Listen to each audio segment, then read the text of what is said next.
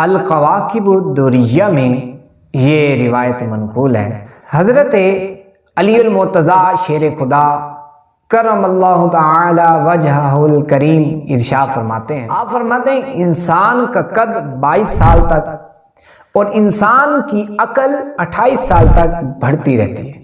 28 سال کے بعد مرتے دم تک انسان کے تجربات کا سلسلہ جاری و ساری رہتا ہے۔ اس سے یہ بات معلوم ہوئی کہ انسان کا قد 22 سال کی عمر تک بڑھے گا، اور اس دوران ہمیں چاہیے کہ ہم اچھی خوراک کا استعمال کریں، اپنے جسم باڈی کے حوالے سے اپنے کسی طبیب یا حکیم سے مشورہ لے کر اچھی خوراک کا استعمال کریں، اور 28 سال کی عمر تک عقل بڑھتی رہتی ہے۔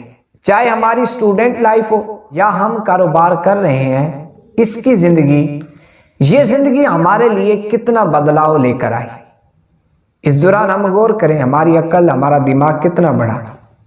ہماری عقل 28 سال تک بڑھنے کی صلاحیت رکھتی ہے، اور ہم 28 سال میں عقل کو بڑھانے کے بجائے عقل کو بڑھاپے کی طرف لے جاتے ہیں، عقل کو کمزوری کی طرف لے جاتے ہیں۔ اور بعض لوگ جب ان سے کہا جاتا ہے، نوجوان 15 سال سے 20 سال 25 سال 28 سال کے درمیان شخص کو جب کہا جاتا ہے کہ بھائی دین سیکھو، بھائی قرآن پڑھو، بھائی آپ حدیث یاد کرو، نیکیاں کرو، آپ مطالعہ کرو، او مولوی صاحب ساڈے عقل چ نہیں پڑھنی۔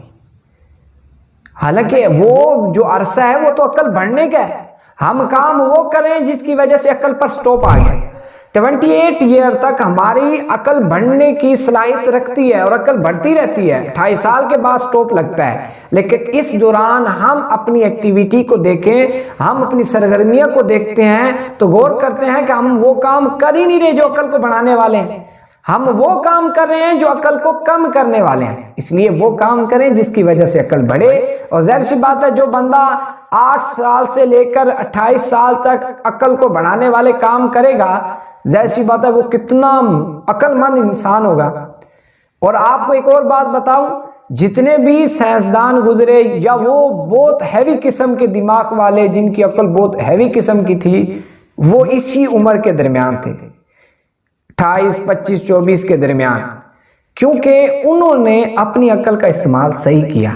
تو آج بھی ہم کوشش کریں اپنی عقل کا استعمال صحیح کریں۔ اب عقل بڑھنے کے کیا ذرائع ہیں؟